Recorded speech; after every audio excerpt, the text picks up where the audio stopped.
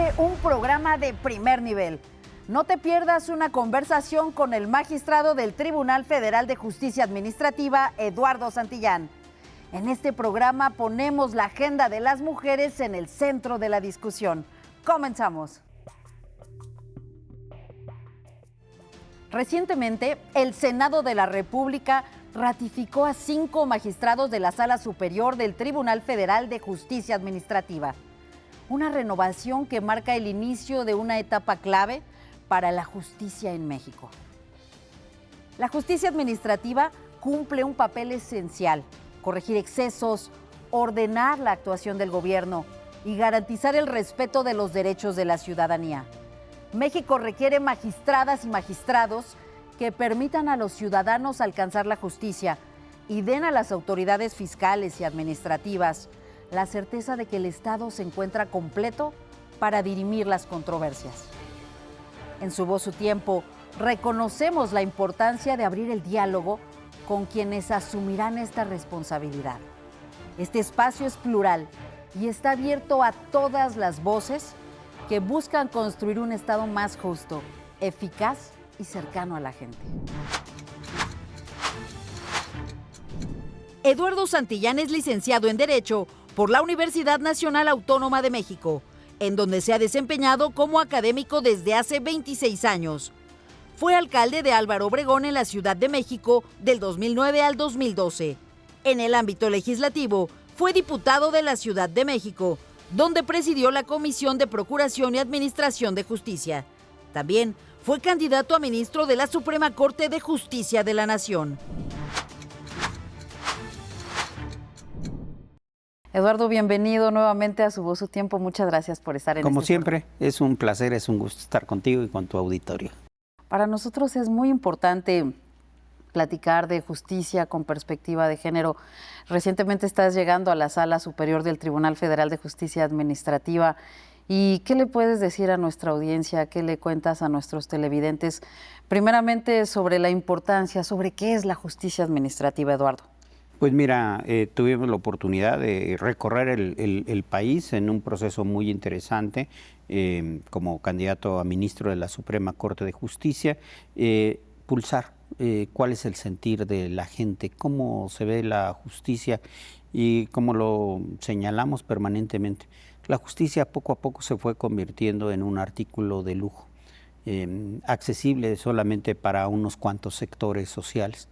Uno de los derechos fundamentales para toda persona es precisamente el acceso a la justicia.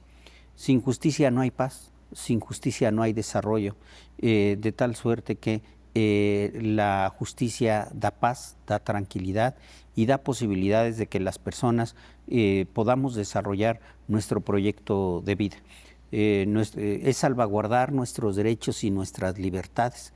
Y cuando tenemos garantizados estos dos elementos, podemos hacer realidad nuestro proyecto de vida. Y así como cuando niños, niñas, pensamos a qué es lo que queremos ser de grandes, eso es un proyecto de vida. Y así como podemos pensar, quiero ser médico o doctor, o ahora que me da mucho gusto ver a las niñas que piensan en ser presidentas, la función del Estado tiene que ver con dotar a las personas de todos los instrumentos necesarios para que puedan desarrollar su proyecto de vida. En términos generales, yo lo he señalado mucho, el principal derecho humano que existe para mí es el derecho a la felicidad. Y ese derecho a la felicidad implica todos los demás derechos. El derecho a la educación, a la salud, a la vivienda, a un trabajo digno. Y entonces es la función del Estado tiene que ver con a un niño, a una niña, dotarle de todos los elementos.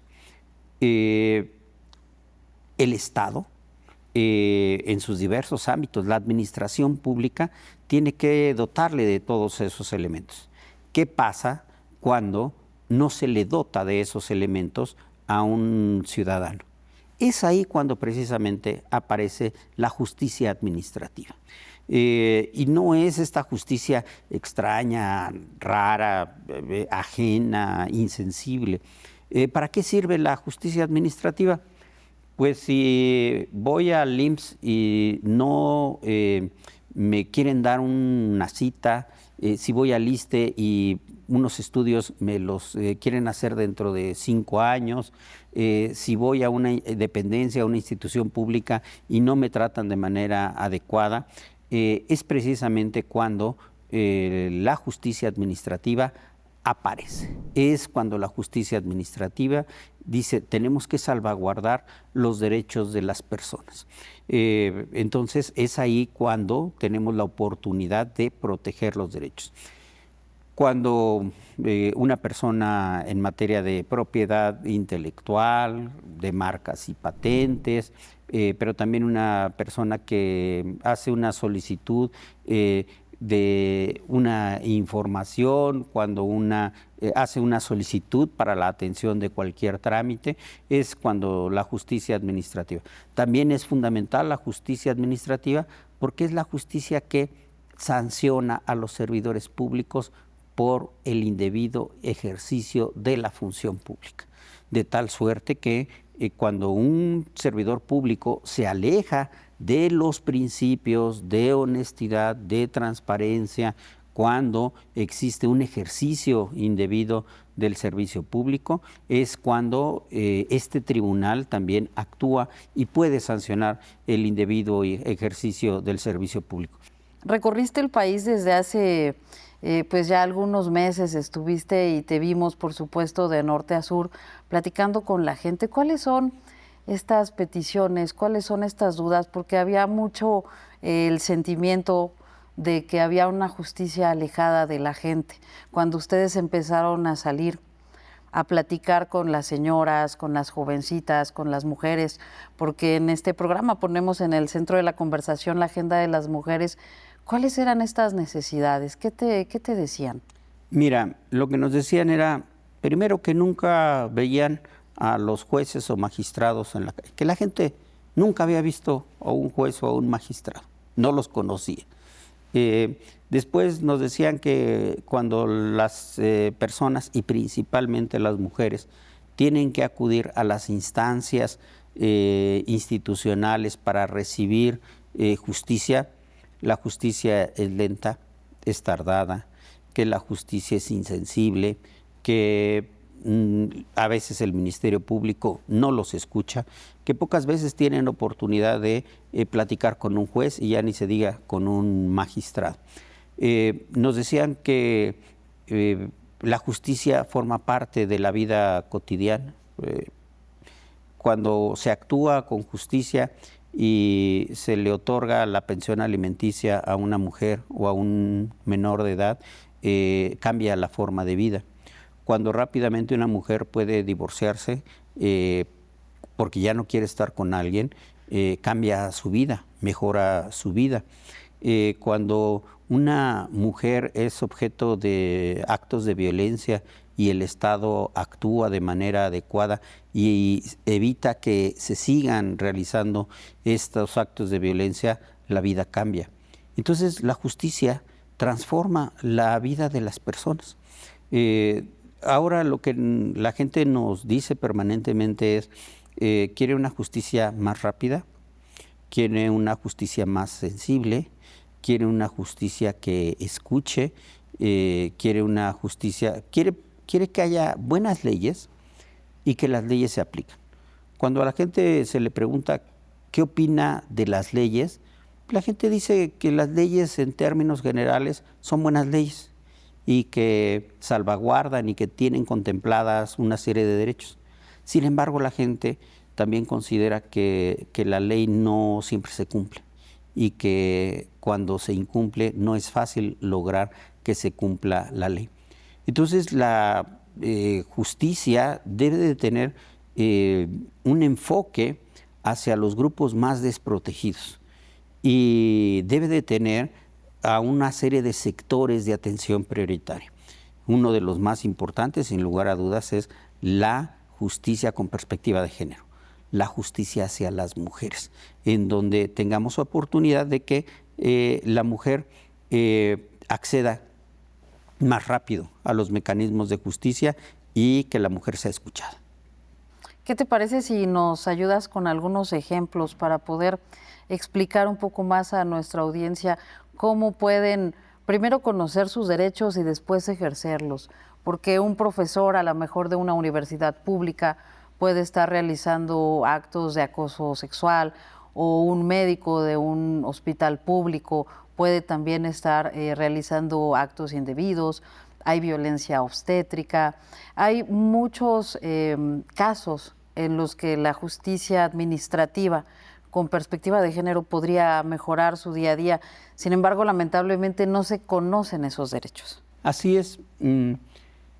La mujer históricamente ha sido víctima de una cultura patriarcal en donde se ejerció durante mucho tiempo una violencia que no era visible, que era muy difícil de denunciar y que era casi imposible de sancionar.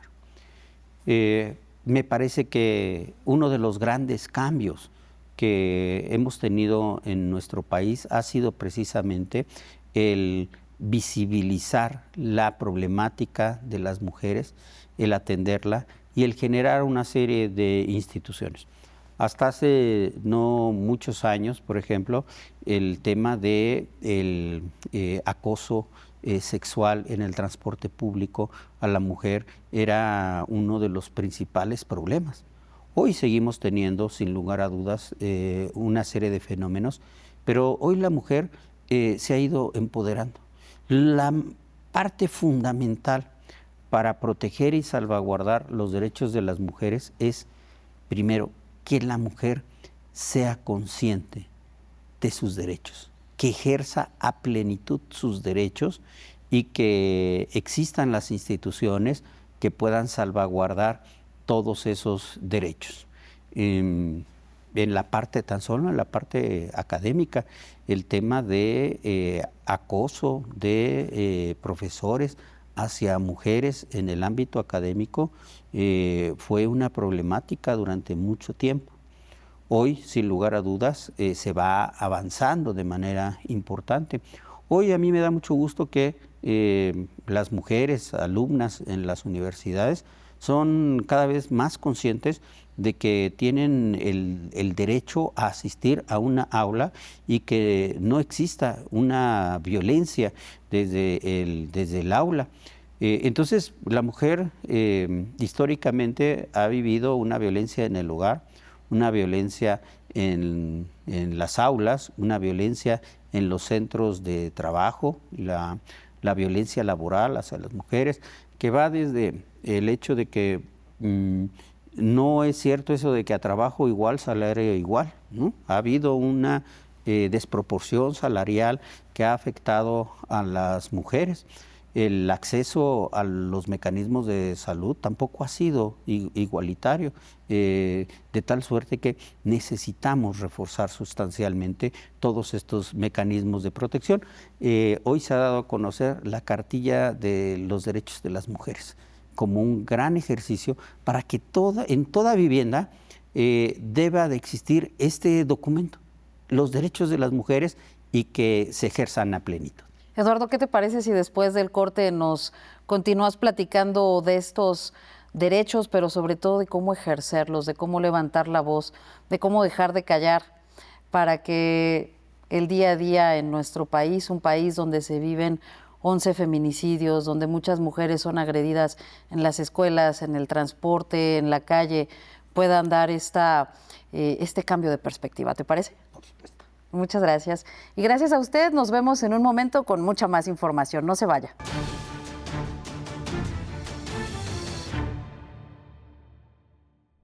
Eduardo, continuamos en esta conversación. Tú has sido un aliado de las mujeres, un aliado de la justicia con perspectiva de género. ¿Cuáles son estos cambios que se verán a partir de estos nombramientos? Llegan 5 magistrados a la Sala Superior del Tribunal Federal de Justicia Administrativa, 3 mujeres y 2 hombres. ¿Cuáles serán los retos y sobre todo los pasos a seguir en estos próximos meses? Pues mira, sin lugar a dudas es acercar la justicia administrativa hacia la población en general y de manera específica hacia las mujeres. La cantidad de asuntos que principalmente se llevan en este tribunal tiene que ver, por ejemplo, mucho con el tema de pensiones.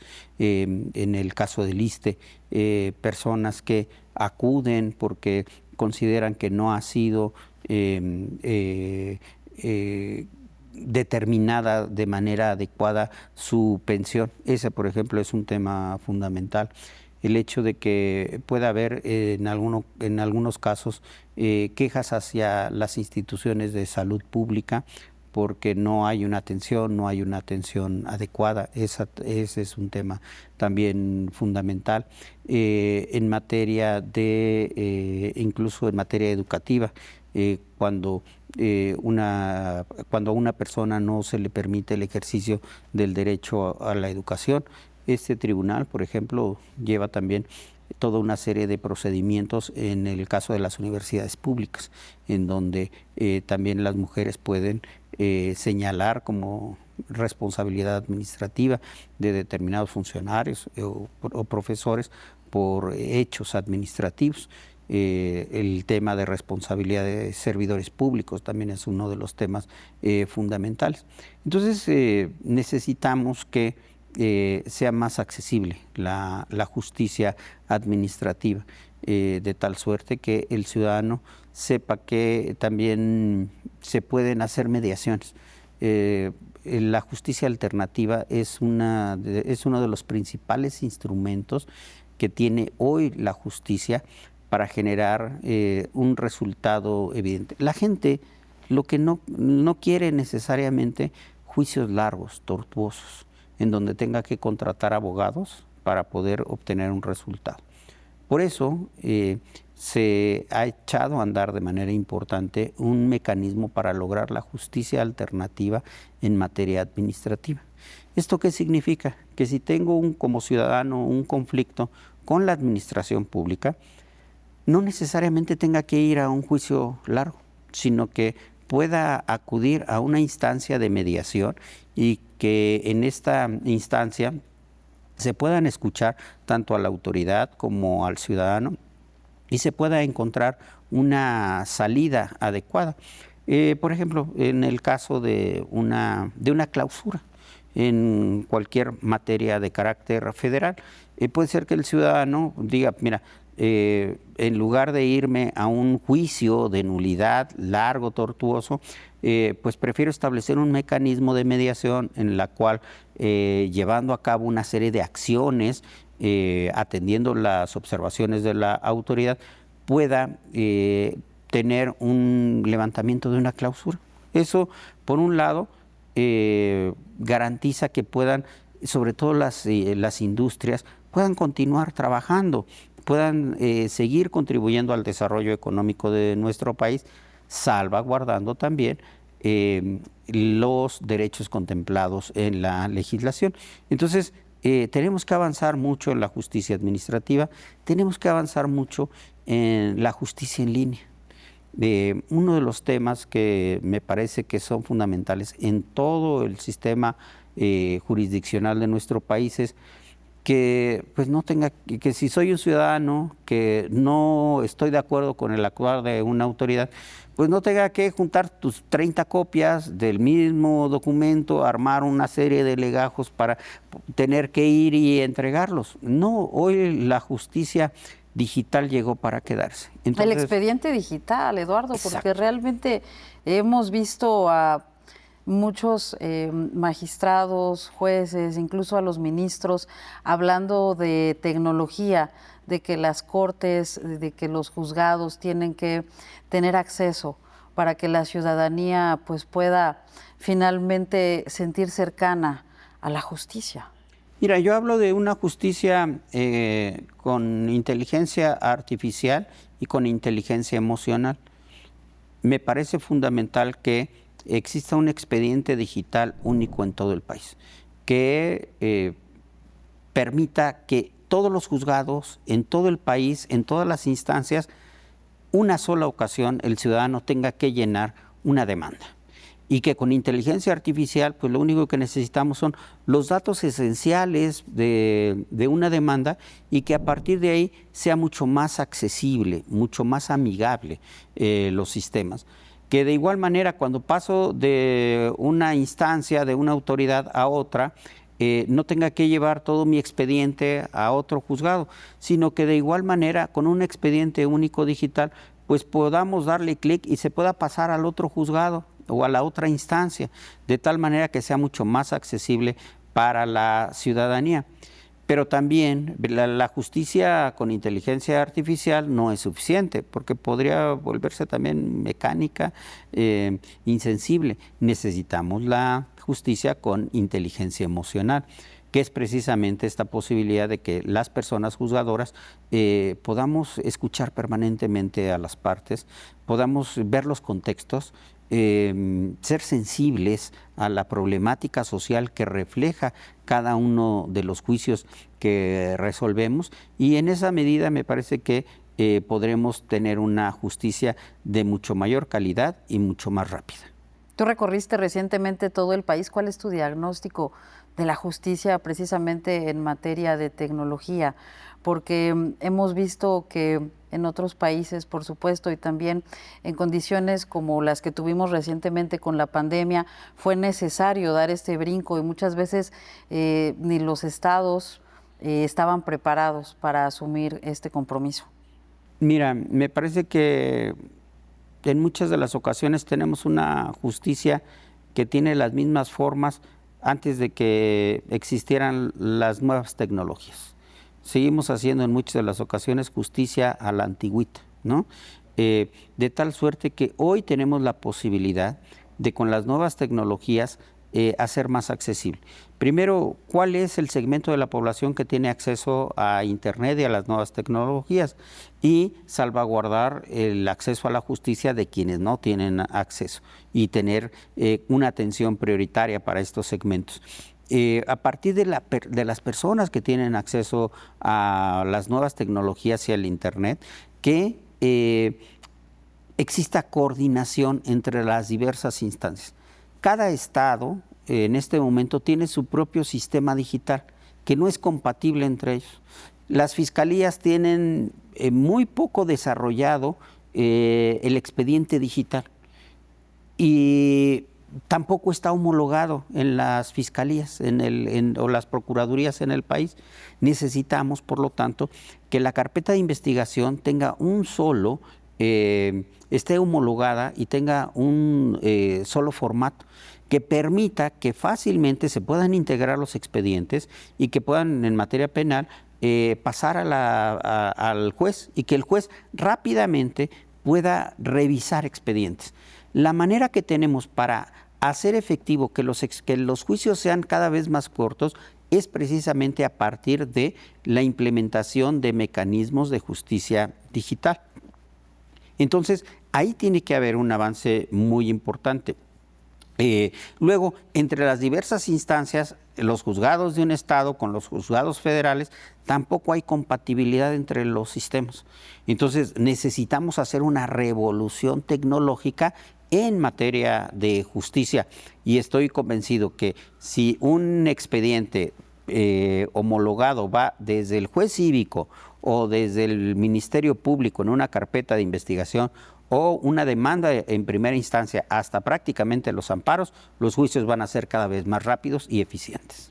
Eduardo, se nos está terminando el tiempo. Finalmente, ya para concluir esta conversación, y esperemos que regreses muy pronto, por supuesto, ¿qué mensaje le mandas a toda la ciudadanía que dejó de confiar en la justicia y que vivirá precisamente esta renovación de los tribunales a nivel nacional? Que ejerzan sus derechos, que nos den oportunidad también a los tribunales para que podamos tener un diagnóstico muy rápido, pero al mismo tiempo ir haciendo cambios sustanciales para acercar la justicia, que en esta oportunidad vayan y toquen la puerta de un juzgado, que vayan y platiquen con los jueces. Me parece que hoy los jueces, las personas magistradas también, tenemos la obligación de hacer un gran ejercicio de difusión de la cultura y de enseñanza del derecho. En la medida en que las personas son conscientes de sus derechos, los ejercen de mejor manera y hacemos una sociedad mucho más justa. Eduardo, bienvenido siempre y muchas gracias por esta interesante conversación. Muchas gracias. Y gracias a usted por acompañarnos. Nos vemos el próximo domingo a las 10 de la noche.